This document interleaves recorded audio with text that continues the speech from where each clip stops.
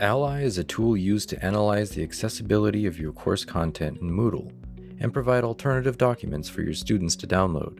When images of documents are uploaded, the Ally Gauge icon will be displayed in 3 different colors depending on how accessible the content is.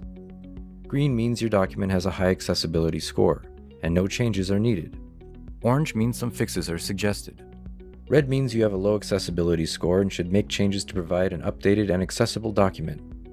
Accessible Technology Services is available to help you convert your documents. If your documents are rated with a low score, click the icon to see a pop-up of the information explaining what needs to be done to make your content more accessible. It's important to note that your students will not see the Ally Gauge icon displayed with this information. You will also see an A icon next to uploaded documents. Students will see the icon and can select it to download alternative formats of that document.